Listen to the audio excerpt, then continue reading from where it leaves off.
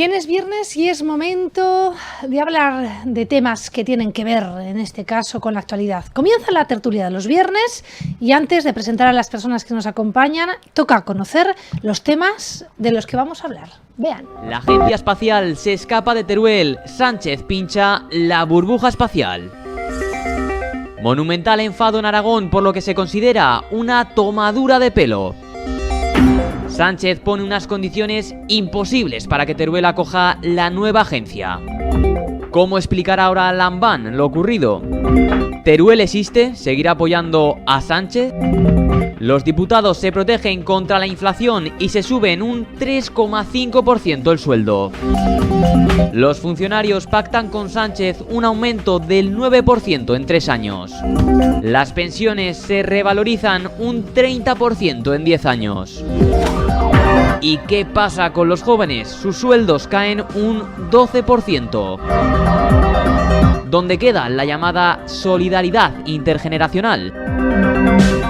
La amenaza nuclear se extiende por el mundo. Público. Corea del Norte muestra los dientes y recuerda que la amenaza nuclear también existe en el Extremo Oriente. Putin no se queda atrás, amenazando al mundo. El Correo. El arma del apocalipsis, el supertorpedo ruso capaz de crear un tsunami radiactivo. ¿Estamos creando un futuro distópico? ¿Hemos normalizado la posibilidad de una guerra nuclear que acabe con la humanidad? Te lo contamos a continuación. Estos son los temas que queremos tratar y ahora toca presentar, como no podría ser de otra manera, a las personas que nos acompañan. Dolores Serrat, buenos días. Hola, muy buenos días. Bienvenida a esta tertulia, un viernes más, un placer contar contigo. Y también Ana Fernández, buenos días. Hola, buenos días. Bienvenida a esta tertulia, bueno, que repetimos en este caso. Buscamos voces que tengan criterio, que además sean capaces también un poco de transmitir aquello, ¿no?, que se va testando en la sociedad.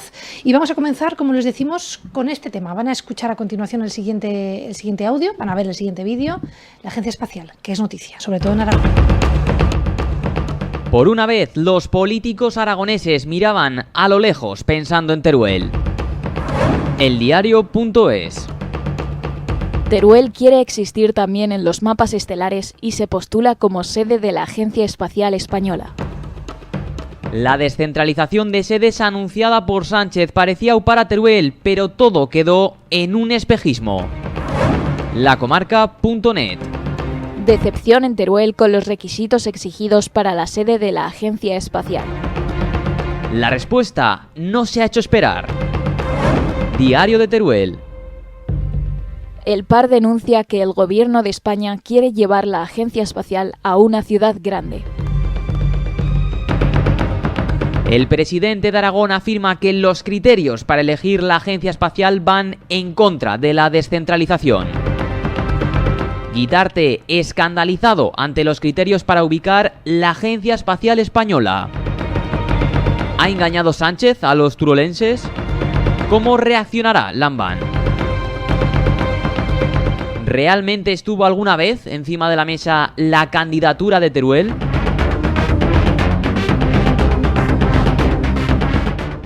Poco más queda que decir que lo que acaban de ver y escuchar. Dolores Serrat, comienza usted. Sensaciones de esta noticia, sensaciones que también se testan un poco.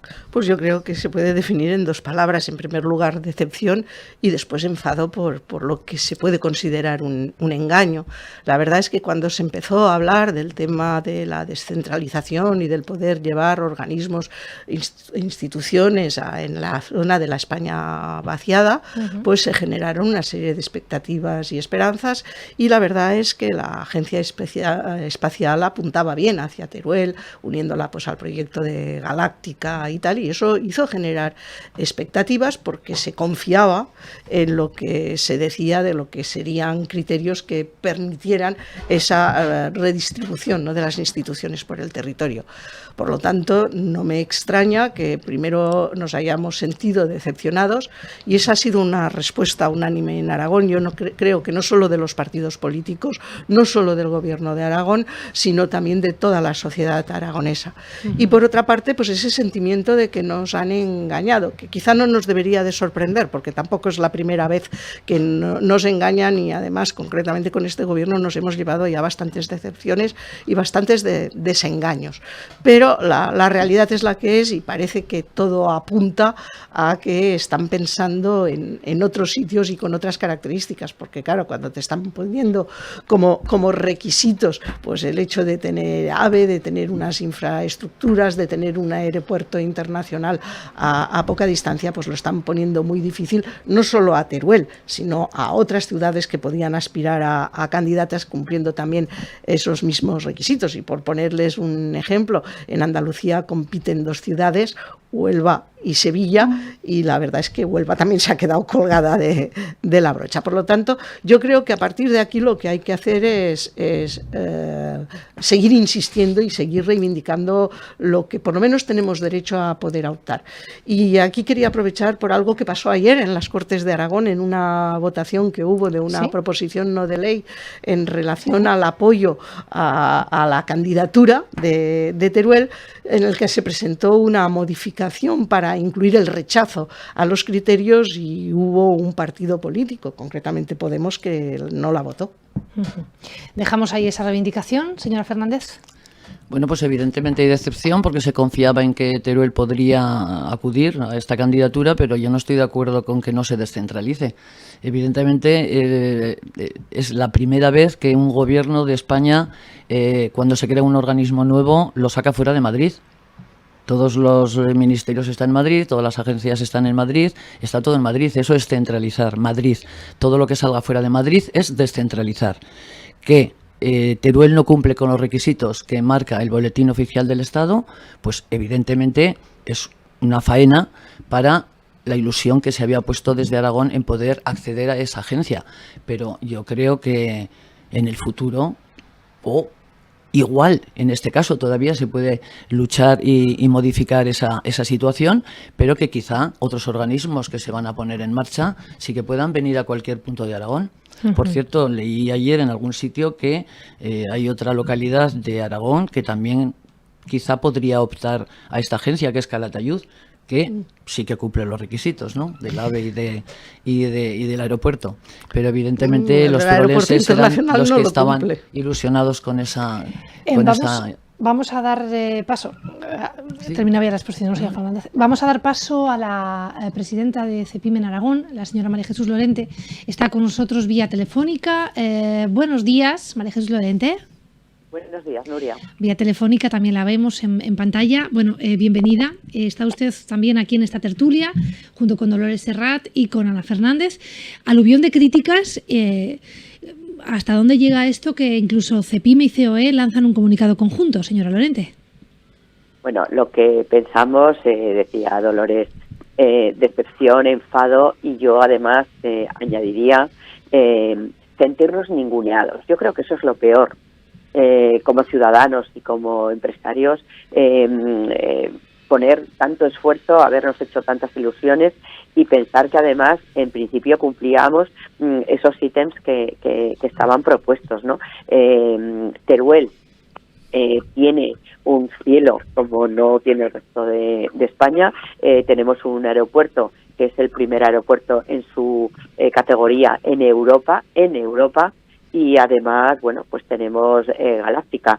Entonces, ¿qué está ocurriendo? Bueno, pues que en este momento, después de hablarnos de descentralización, después de hablarnos de cohesión territorial y después de hablarnos de que van a combatir la despoblación, pues resulta que han descubierto algo que ya sabíamos desde el principio, que los funcionarios quieren vivir en Madrid, que los funcionarios quieren tener el AVE en la puerta de su casa, y que quieren irse, en todo caso, a una ciudad, y pongámosles nombre y apellidos, como es Sevilla. ¿Por qué? Porque de lunes a viernes puedo trabajar y luego me vuelvo a ir. Ya solamente había faltado, además de poner el AVE, aparte el aeropuerto internacional y la vivienda, que tuvieran fino para tomar el aperitivo y playa. A mí esto me parece muy serio, sobre todo por ese sentimiento de ningunearnos, ¿no? De sentir que bueno, que somos como ciudadanos de segunda y que es que nadie quiere venir a a trabajar, en este caso a Teruel. Me parece que es muy serio y que nos afecta como comunidad autónoma, y le afecta particularmente y dentro de la comunidad autónoma a Teruel, porque creo que además Teruel tenía muchas papeletas para ganar esta candidatura. Claro, con lo que ha salido ahora en el BOE, pues hombre, el AVE a la puerta de casa no va a llegar, y el aeropuerto internacional tampoco. Entonces creo que se tenían que haber puesto encima de la mesa otros valores. Pero en el fondo, lo que subyace es esto: las dificultades que tenemos para poner empresas, para encontrar trabajadores en medios despoblados, en el medio rural. Le doy las gracias por entrar con nosotros en esta tertulia, dejar también, en este caso, la opinión de Cepime. Gracias, señora Lorente. Muchísimas gracias a vosotros por dejarnos manifestarnos. Gracias. Bueno, dejamos aquí esta llamada. Bueno, ¿piensan lo mismo, señora Fernández? ¿Piensan lo mismo que está poniendo de manifiesto en este caso Cepime? Bueno, en nombre, ¿no?, de las empresas. ¿Los funcionarios quieren tener el AVE en la puerta de su casa? Bueno, hay funcionarios y funcionarios, ¿no? Hay muchos funcionarios que trabajan en el medio rural. Hay médicos rurales, hay maestros, hay administrativos, hay técnicos. Quiero decir, no sé si ese es realmente el motivo. Yo no desconozco exactamente por qué se han puesto esos requisitos, pero entiendo que no es precisamente porque los funcionarios no quieran estar en un sitio donde hay menos posibilidades de acceder a determinados servicios que en otro. Yo en esto estoy de acuerdo con Ana, en que me parece que no se puede desplazar la culpa de los criterios a la voluntad de los funcionarios, porque posiblemente ni siquiera se lo han preguntado. Yo creo que los criterios se han fijado atendiendo a otros parámetros que se apartan un poco de lo que se había venido diciendo que iba a pasar, y que hizo generar expectativas, porque lo triste de este caso ya no es que venga o no venga la agencia espacial, que ojalá viniera, sino es que con esto lo que han hecho es limitar ni siquiera las posibilidades de poder presentarte y de poder ser candidatura. Ya sabíamos que teníamos que competir con otras ciudades y con otros lugares, pero al menos que pudiéramos cumplir los criterios para poder presentar nuestras fortalezas, porque todos tenemos fortalezas y debilidades, y lo decía María Jesús, Teruel tiene un cielo que posiblemente es muy difícil de encontrar en otros sitios de España, y eso es una verdadera fortaleza, ¿no? Y tiene otra fortaleza, que es la del territorio, la del espacio, la de la posibilidad de desarrollo, que no es lo mismo que cuando ya vas a un sitio donde está todo muy consolidado y muy estructurado, y parece que están optando precisamente por ese perfil, de ir al lugar donde ya hay más cosas y más gente, y eso es lo que verdaderamente creo que duele. Vamos a seguir escuchando reacciones. En este caso vamos con reacciones de más protagonistas que pasaban hace unas horas por el magazine, por Esto es Aragón. Escuchen.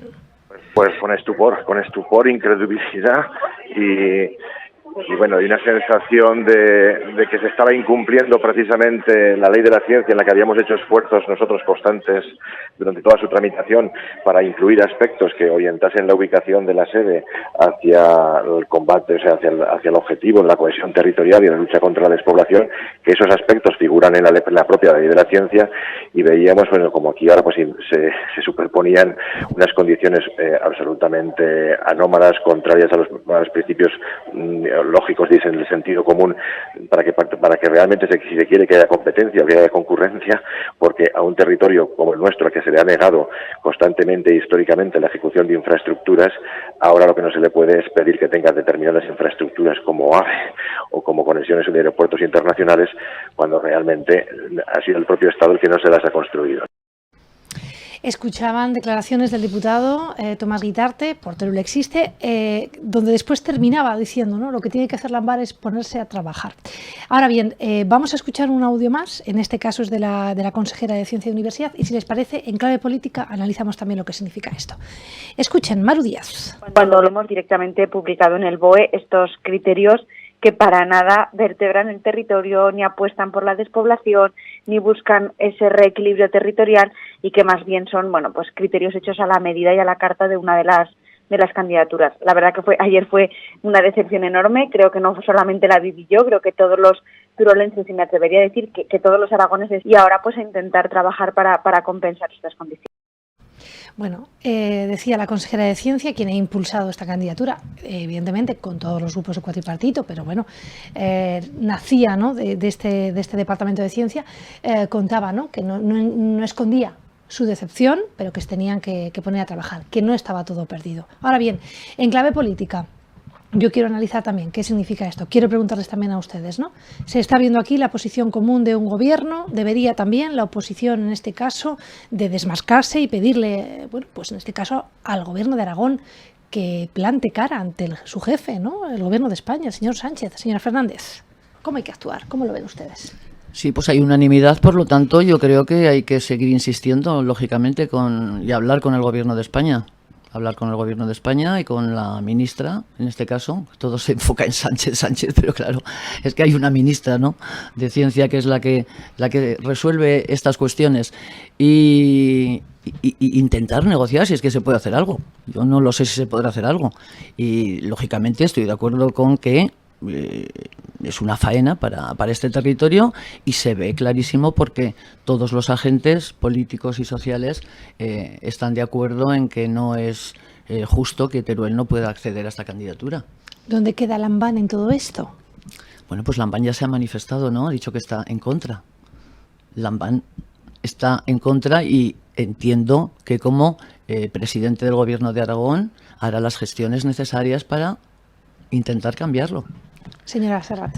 Bueno, yo creo que Lambán tiene una suerte, y es que en ese tema tiene el apoyo de todos los grupos parlamentarios y tiene el apoyo de la sociedad, pero es verdad que también es una manifestación de su propia debilidad frente a lo que es el gobierno de España, porque yo creo que se entera cuando ve los requisitos y los criterios publicados, con lo cual eso demuestra que no ha habido ni un contacto previo, ni tenían idea de lo que estaban haciendo a sus espaldas. Por lo menos eso es lo que parece que se transmite por la propia reacción que ha tenido el señor Lambán al conocer los criterios.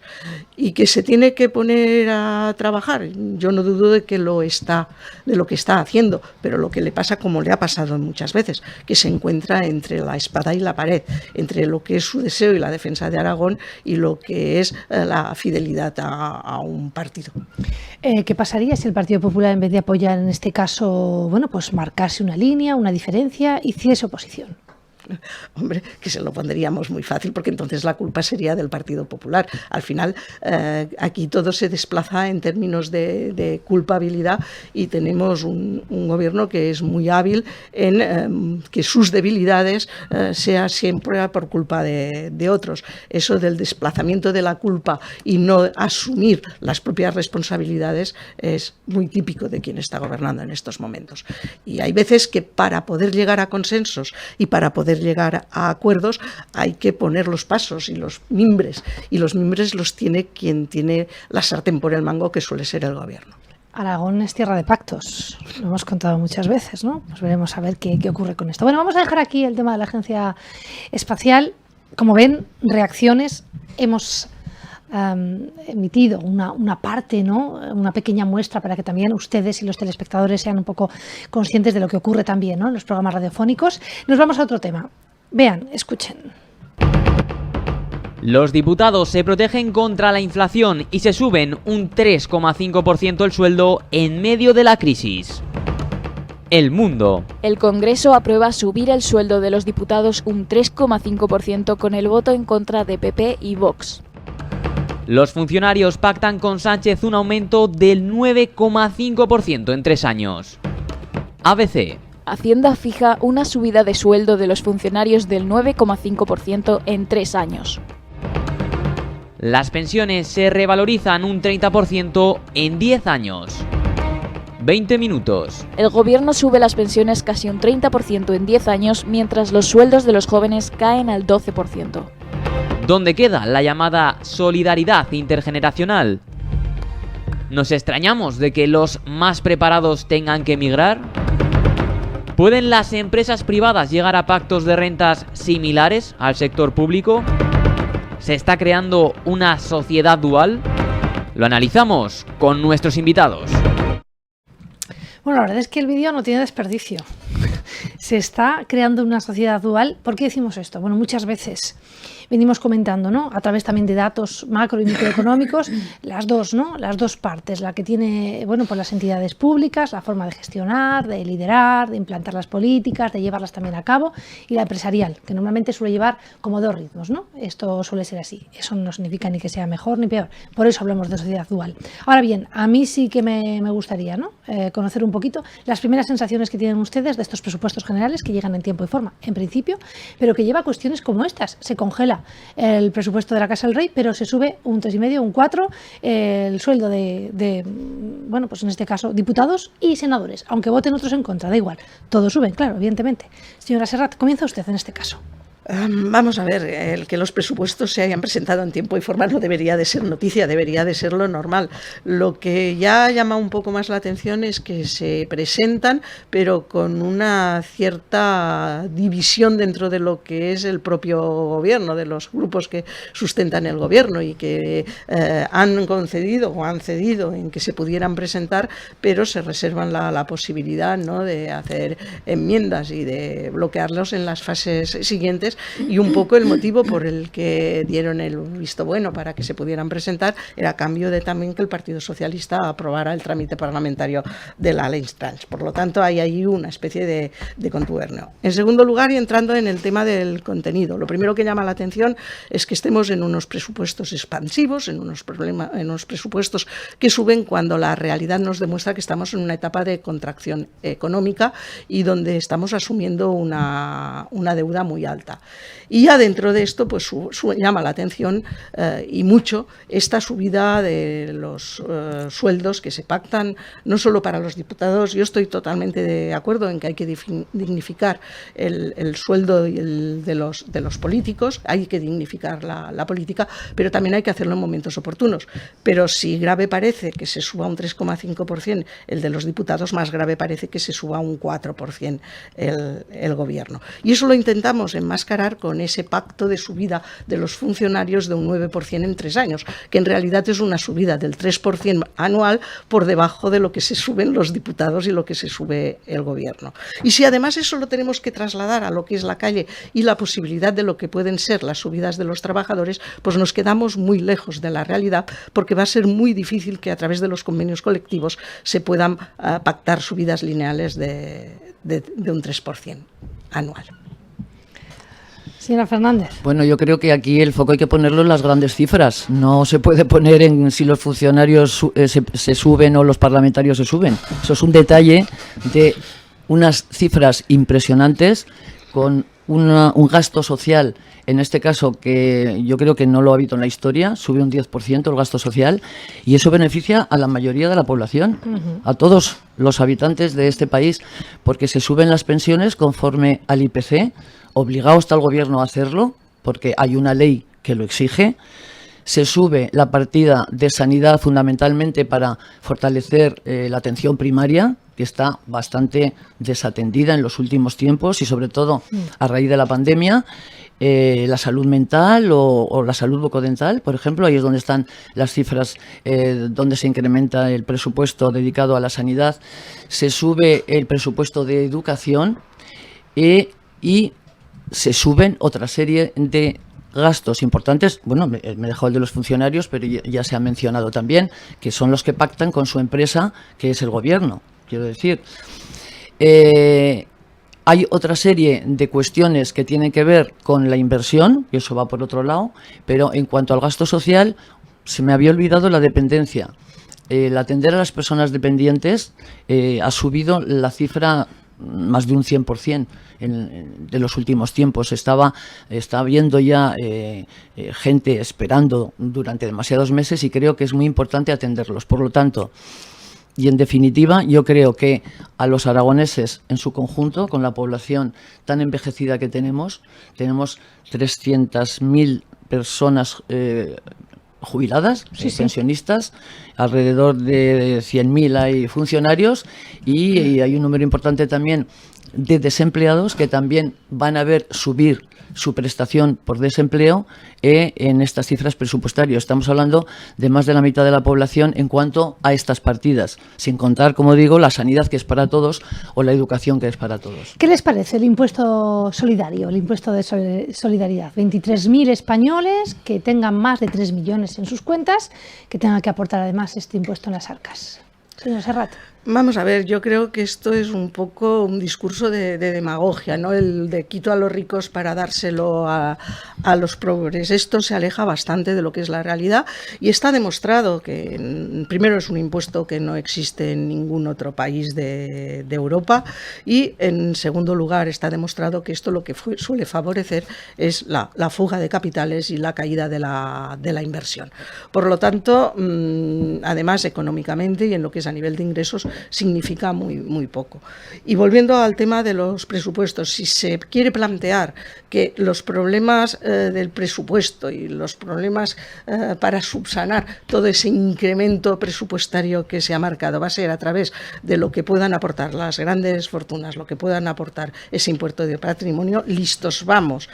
Porque además el gran problema que yo le veo a los presupuestos es que se ha hecho una previsión de ingresos que se aparta de la realidad, y no lo digo yo, lo están diciendo los grandes sectores, desde 4 grandes sectores económicos, empezando por el Banco Central Europeo y continuando por el Banco de España, acuitando por la IDEF, que esa previsión de ingresos no se ajusta a la realidad, esa previsión de crecimiento. Por lo tanto, tenemos un presupuesto que en el capítulo de los ingresos va a ser deficitario y con un incremento del gasto, y a todos nos parece o nos puede parecer estupendo lo que estaba hablando en grandes líneas, ¿no? Pues de que se pueda atender la dependencia, que se atienda a la sanidad, que se atienda a la educación, pero eso hay que hacerlo con un equilibrio presupuestario al que no se está mirando. Y en cuanto a lo de presupuestos solidarios, hombre, cuando se pactan incrementos sin discriminar por tramos, evidentemente a los que más le van a subir son a los funcionarios de nivel A con respecto a los niveles, porque como es porcentual, quien más cobra más sube, pero lo mismo va a pasar en todos los estratos y lo mismo va a pasar con las pensiones. La subida de las pensiones está muy bien, pero suben igual las pensiones altas que las pensiones bajas, y es más, pondrá más dinero para las altas que para las bajas. Por lo tanto, yo creo que a estos presupuestos hay que darles una pensada. Hombre, yo creo que ¿sí? no tiene lo que se les vaya a cobrar a los grandes patrimonios. Estamos hablando de grandes patrimonios de más de 3 millones de euros. Ya sabemos que no va a cubrir, evidentemente, los gastos que van en el presupuesto y las inversiones, pero es que esos gastos se están sustentando sobre lo bien que está funcionando el mercado laboral. Hay más cotizantes que en los últimos años. Ahora mismo hay 20 millones de personas cotizando en este país. El empleo ha subido mucho y se está recaudando más. Y también se está recaudando más porque hay más fijeza en los contratos, debido a la reforma laboral, evidentemente. Y como hay más contratos fijos y más personas que están trabajando de forma fija, están pagando más impuestos y por lo tanto hay más ingresos. Más contratos fijos intermitentes. Está claro. Contratos y luego, fijos intermitentes, que hay mucha gente que no cobra. En cuanto a que ningún meses. país está cobrando ese impuesto a los grandes patrimonios, bueno, pues no con ese nombre, pero con otros. Y evidentemente, si yo también he escuchado a organismos internacionales, Fondo Monetario Internacional y BCE, diciendo que por favor no se bajen los impuestos. La situación que estamos viviendo de inflación y de incertidumbre con la guerra de Rusia, lo que hay que hacer no es bajar los impuestos y que el Estado se quede con menos recursos, sino todo lo contrario, intentar que los que más tienen más paguen. Es hilar muy fino, así que hasta donde puedan, evidentemente. Pero ¿en qué se van a beneficiar aquellas familias que tengan una renta de más de 21.000 euros? Más, no menos. ¿En qué se van a beneficiar? ¿Van a tener algún tipo de...? Pues por eso digo que es hilar muy fino, que igual requiere, Yo ¿no? a grosso modo y a brocha gorda, en nada. Pero es que ya no son las que tienen más de 21.000, es en que se van a beneficiar las de menos de 21.000, porque tenemos muchas de esas familias que ya no tenían que hacer declaración del impuesto del IRPF. Sí, había que hacer declaración del impuesto del IRPF con 15.000 Si euros. tenías- Y si se ha te- si subido a tenías ma- 18.000. y Se ha si subido a tenías más 18.000. de dos Hombre, prestadores. y los que Pero ganan menos de verdaderamente 21.000. Yo creo que el beneficio no va a ser. Pero es el salario medio o mediano, el 21.000 euros. Y es ahí donde se ha fijado para bajar los impuestos. Por eso, los que ganen más de 21.000, Nada. 22, 23, 24 al No año. se van a ver beneficiados, en este caso, de una bajada de impuestos, pero sí del resto de políticas. Las mujeres que tienen un hijo de 0 a 3 años van a cobrar 100 euros. Las personas que tienen, o las familias que tienen a una persona dependiente, van a poder tener atención del Estado, en este caso de la comunidad autónoma, Ana, ya solo mejor que faltará que antes por con los cobrar ingresos más que va a les quitarán haber. las Y la prestaciones. sanidad y la educación beneficia a estas familias también, lógicamente. Claro. Pero a todas, pero ya solo faltaría que por ganar más de 21.000 euros no se tuviera derecho a los servicios públicos. Evidentemente, Vale, sí. Entonces no podemos mezclar Sí, sí, una cosa pero con a ver, la otra, Dolores, porque estamos hablando no. en qué se benefician los de menos No, de 21.000 ¿sabes? metros, en la bajada del impuesto. No, pero que la inmensa mayoría No. no pagan ese impuesto. Pero a del ver, IRPF, si aquí se y los demás siguiera... beneficios No, los pero tienen. si este gobierno siguiera la política, por ejemplo, del Partido Popular, que dice que hay que bajar impuestos a todo el mundo y que el Estado se quede sin recursos, No, evidentemente pero esas no familias es que una ganan forma- más de 21.000 euros, esas familias tendrían muchas dificultades a la hora de acceder a la sanidad, a la educación y a otros servicios sociales. Por No, supuesto porque que sí. posiblemente eso también incentiva el empleo. Y de hecho, muchas están haciendo seguros Incentiva privados la inversión, en comunidades incentiva el autónomas crecimiento. donde ocurren y donde se hacen estas políticas. Venga, vamos con otro tema. Gracias a las dos por terminar aquí. Última cuestión que lanzamos también en esta tertulia de los viernes. Escuchen, vean. La amenaza nuclear se extiende por el mundo. Público. Corea del Norte muestra los dientes y recuerda que la amenaza nuclear también existe en el Extremo Oriente. Putin no se queda atrás, amenazando al mundo. El Correo. El arma del apocalipsis, el supertorpedo ruso capaz de crear un tsunami radiactivo. ¿Estamos creando un futuro distópico? ¿Hemos normalizado la posibilidad de una guerra nuclear que acabe con la humanidad? Te lo contamos a continuación. Era el vídeo que estaban viendo, también han escuchado, pues nos quedamos, ¿no? En esos titulares, insisto, que continúan siendo alarmistas, que llegan y que van a parar, ¿no?, esas páginas de internacional, y que no sé hasta qué punto se está siendo consciente de la realidad, de la amenaza seria que realmente existe. Lo acaba de decir Biden, ¿no?, el presidente de los Estados Unidos. Opiniones, sensaciones. Señora Fernández, empezamos por usted. Pues sí, la verdad es que se está poniendo la cosa dura, pero como este hombre es imprevisible, pues no sé qué más se puede hacer. Ayer, por ejemplo, hubo una reunión en Praga donde se sumaron muchos más países del entorno a la Unión Europea, 44 creo que en total, donde entiendo que también se intenta el tener más gente a favor y dejaron, se quedó Putin, como ya está solo con Bielorrusia, ¿no? Yo pienso que en esa línea hay que ir trabajando, de intentar sumar más países que puedan hacerle, pues, este escudo a este señor, pero claro, no somos capaces de saber lo que puede hacer.